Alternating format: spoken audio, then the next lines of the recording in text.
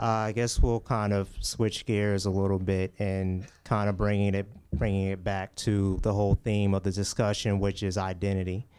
And April, you mentioned before that these are in fact tools, and this gentleman articulated in the opening remarks that the black diaspora for really centuries has had to deal with combating negative propaganda, as far as like what the black experience is and what it represents. And you've seen this historically throughout every communication medium, from the printed press to the telegraph, the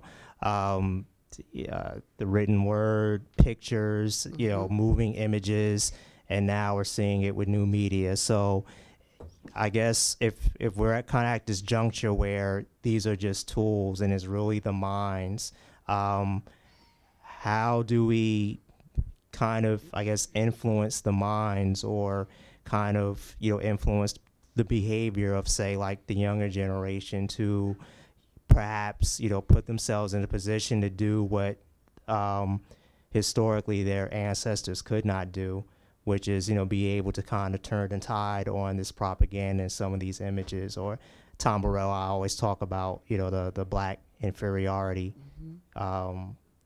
complex. I believe that I'm an eternal optimist, right?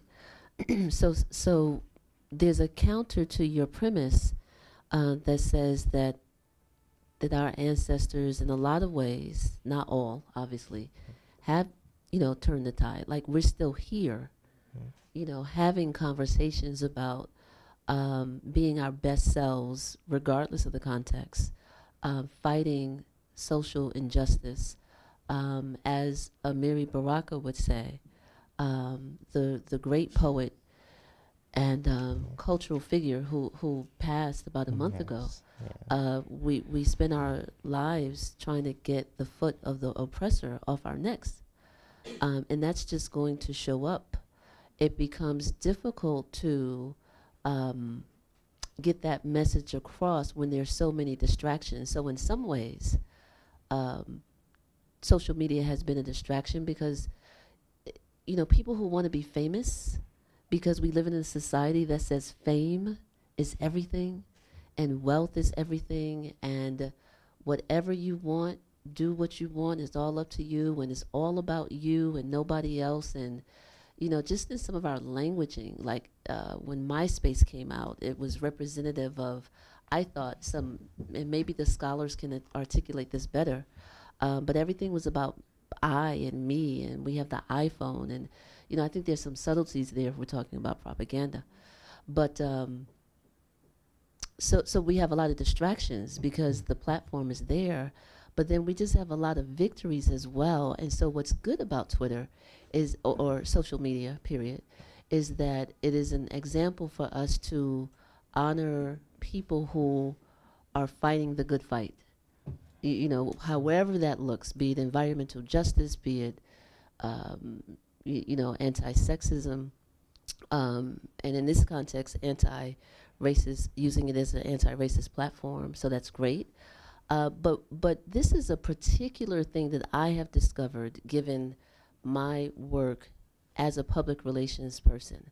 What I am particularly disturbed about is this open season for people just to be famous for, in my opinion, oftentimes nothing. There are people who,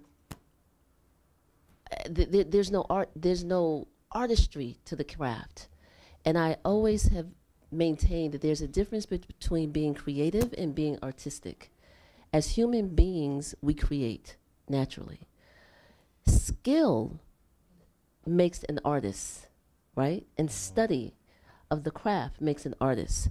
So now we have people who are being famous and are concerned about their brand more than they are about the art or the message. And so, and please don't be fooled if you're new to social media. If you see someone with 100,000 followers or 1 million followers, sometimes those are not real people.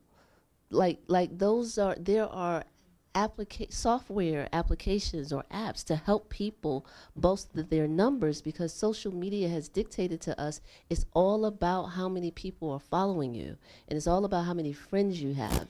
And the first thing, people are getting paid speaking engagements based on how many friends they have on Facebook, you know, or whether or not you're a legitimate artist based on how many followers you have. And it doesn't matter that they're not authentic followers, or that they're not real people, or that you used some kind of tool, some kind of mechanism to generate people who never follow your message. That doesn't matter.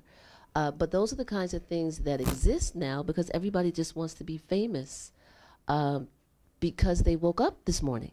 You know, just like, and I'm a harsh critic, perhaps, because I just don't think that everything that you create is artistic. I think you should read. I think if you're a poet, you should read poetry, you know, and not, you know, say that your journal entry this morning is the best poem of the day. It's your journal entry.